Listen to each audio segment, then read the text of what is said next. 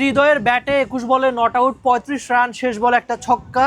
তবে এই ছবিটা যে দেখছেন এটা হচ্ছে ম্যাচ শুরুর আগে হৃদয় টিম বাস থেকে নেমেই প্র্যাকটিসে চলে গিয়েছেন।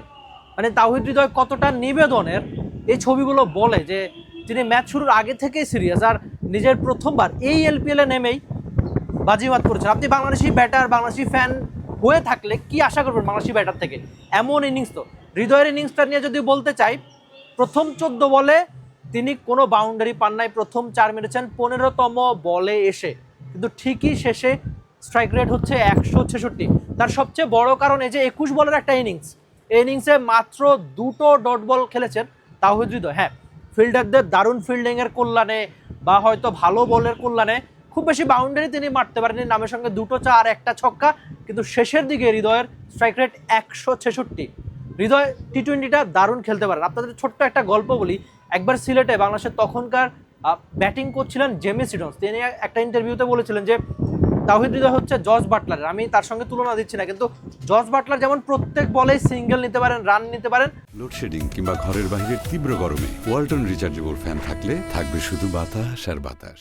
হৃদয় অনেকটা একই রকম, খুবই ব্যস্ত ক্রিকেটার, মাঠে 1 রানকে 2 রানে কনভার্ট করার চেষ্টা করেন, খুবই ব্যস্ত ক্রিকেটার, মানে রানিং বিটুইন দ্য উইকেটে খুবই মনোযোগী থাকেন। এই যে লম্বা একটা ইনিংস তিনি হয়তো ছিল না বোলার হিসেবে, 21 বল তার ইনিংসের আয়ু, কিন্তু প্রত্যেক বলে রান নিয়েছেন 2টো বল ছাড়া।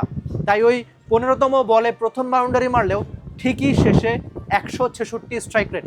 এমন তাওহিদ হৃদয়কে বোধ করি সবাই দেখতে চায়, যিনি এর আগেও জাফনার হয়ে খুব ভালো খেলেছিলেন, একটা 50 ছিল তার ব্যাটে। মানে 2023-এর এলপিএলের কথা বলছি, এরপর ডাম্বুলার হয়ে খুব ভালো না করলেও নিশ্চয়ই আরেকবার এবার জাফনার হয়ে খুব ভালো ক্রিকেটটা খেলবে।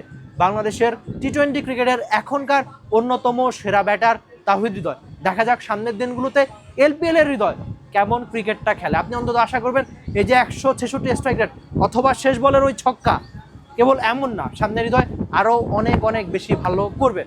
আর আপনি এলপিএলটা দেখতে বাংলাদেশের একমাত্র স্পোর্টস চ্যানেল টি স্পোর্টসেই চোখ রাখতে পারেন নাকি? Rifat Emil, T Sports, Dambulla, Sri Lanka. For more updates, subscribe to our YouTube channel and click on the bell icon.